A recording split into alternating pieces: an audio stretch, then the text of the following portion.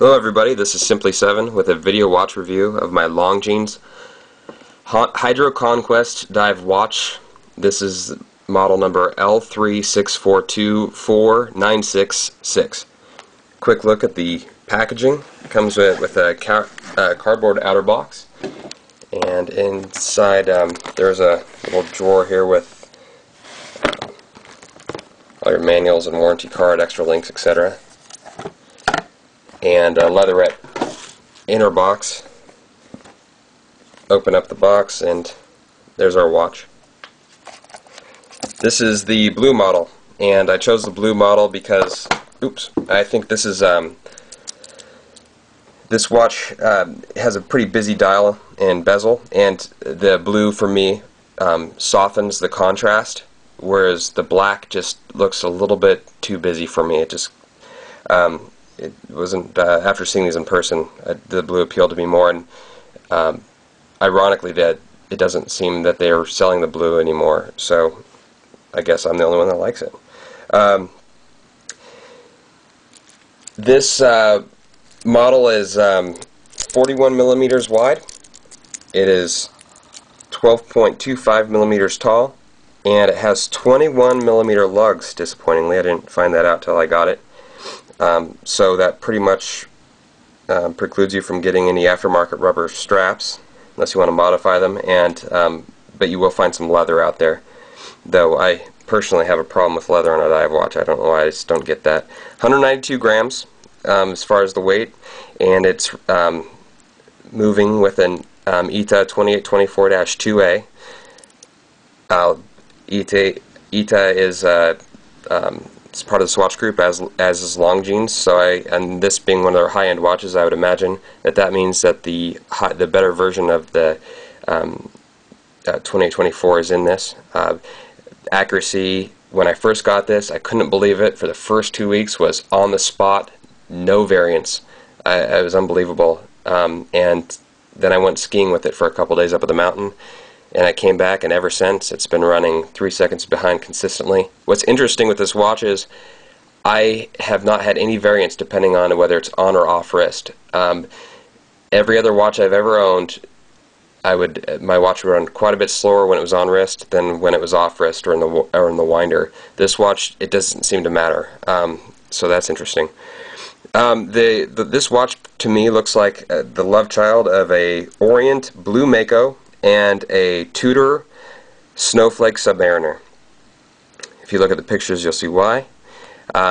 Sapphire crystal, surgical grade 316 stainless steel, solid case back with a nice deep etching,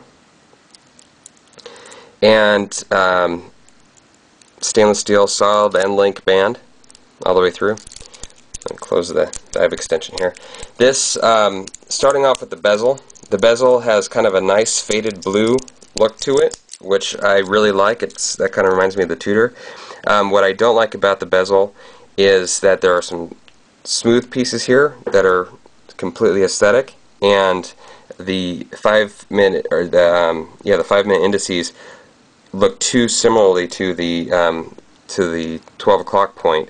So when using this for functionality, it's hard at a glance to get your bearings with this bezel to see where the 12 o'clock mark is in regular light. So that's disappointing. Otherwise, it's smooth, accurate, precise, 120 clicks, and it lines up perfectly, except when I rotate it. The crystal, again, is sapphire, standard thickness, I believe. AR coated underneath, which is it's nice, and oftentimes I'll look at this, it'll be invisible. The dial is a beautiful deep blue with a mild sunburst look to it. The dial reminds me so much of the Orient Blue Mako. The indices, the 6, 9, and 12, do glow in the dark, but with less power than the hands and the circular indices, which are not the most impressive as far as lume. If a Orange Monster is a 10 and a Oris TT1 is a 9, I would say this is a 7, between a 7 and an 8, and an Invicta would be maybe a 3 or 4. The crown is long, digs into the wrist, and is a little bit hard to use because of the very bulky crown guards. The band does not taper, though I wish it would. It's comfortable, but I think that it'd be more comfortable if it tapered. On this watch, I don't see the point. It doesn't give it a chunkier look. Standard dive extension, decent clasp. I do like that the skeletal scissor style clasp is thicker, so it fits more comfortably on the wrist instead of thinning out underneath there.